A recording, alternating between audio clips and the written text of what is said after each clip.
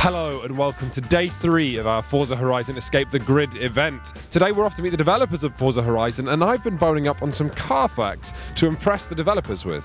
Here's something interesting involving polar inertia and some paint cans. I bet the devs will be impressed by this.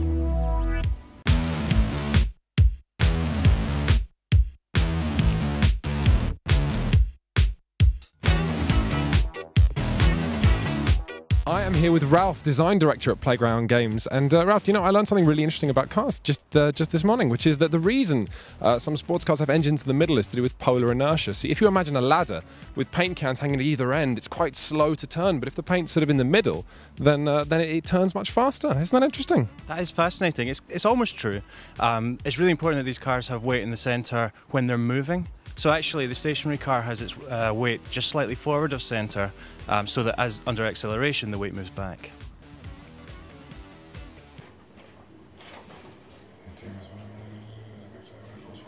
Well, did you know the GTR's original name was Godzilla? Yeah, I did.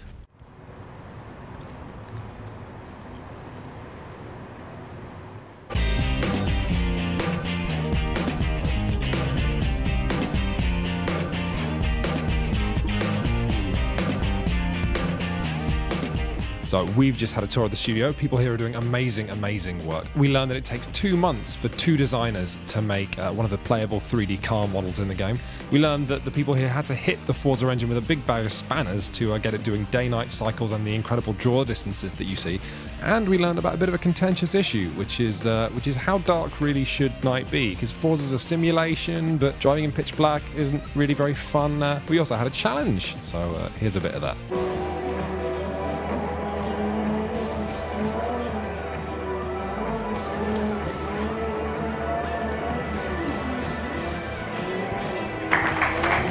I'm not sure how well I did, but I definitely didn't come last, and while there were some crashes, I haven't crashed the actual GTR into a tree yet, so I feel like a winner. I'm here with Simon Gibson, lead vehicle artist on Forza Horizon, and you were just telling me about how designing these 3D models is a bit like doing Sudoku, but in 3D?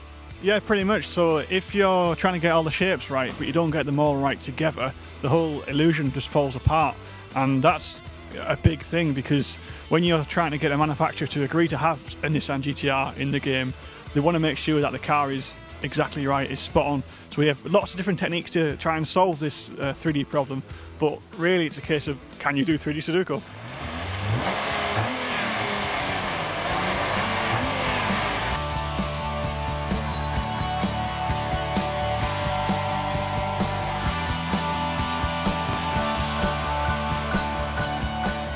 We have arrived here at the London Hyde Park Hotel after driving now in total 800 kilometres. We checked the challenge rankings this morning and we were 4th of 10, so there's still everything to play for as we go into the home stretch tomorrow. Check Xbox UK's Facebook page to see the latest on our challenges and progress. We're just heading off to Forza Fest now at happening London Nightspot Fabric, and you'll be able to see how that went for us tomorrow.